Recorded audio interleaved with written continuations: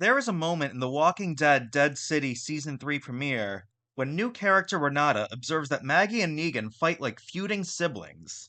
She's not wrong.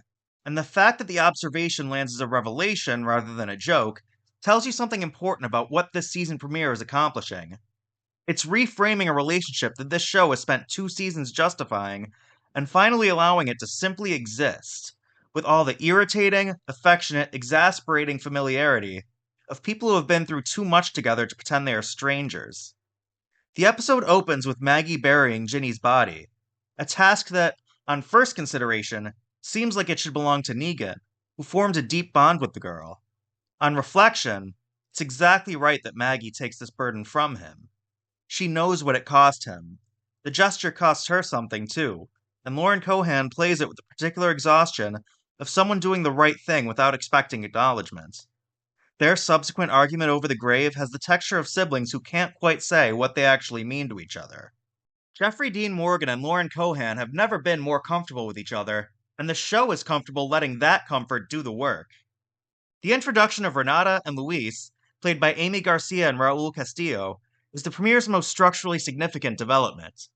Their backstory, revealed through flashbacks of how the Croat destroyed their lives, explains their presence without reducing them to pure plot function. The desire for revenge that connects them to Maggie is genuinely felt, rather than mechanically established. Garcia and Castillo bring an immediacy to the roles that suggests the show knows exactly how good these actors are. The inevitable question, which the show raises and does not yet answer, is whether these characters will be developed meaningfully before the story dispenses with them, as this franchise has a well-documented habit of doing with exactly this type of supporting figure. Hershel's arc is the episode's most pleasant surprise. His recognition that the Dama was manipulating him, his emotionally charged apology to Maggie, his emerging interest in medicine that calls back to his grandfather's legacy on the previous series. The apology scene is the episode's quietest and most earned moment. Like his grandfather before him, Hershel is beginning to understand that in a world full of death, the people who know how to help are the ones who matter most. The explosion that sends Ash and walkers cascading through Manhattan is the episode's big action set piece.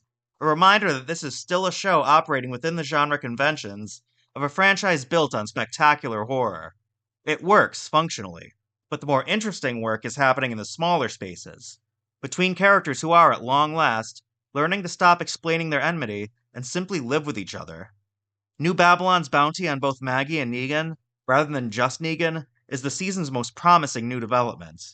Maggie's affiliation with him has not gone unnoticed, and an institutional threat, faceless, systemic, and persistent, is a more compelling antagonist for this stage of the story than any single villain the show has deployed.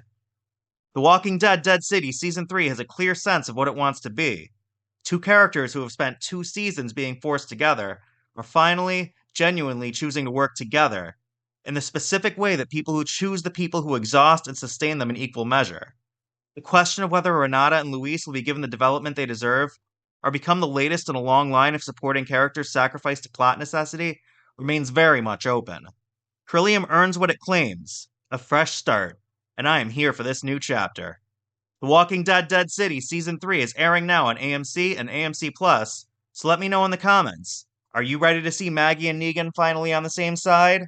And of course, don't forget to subscribe to Fandom Frontline for more reviews as the season continues.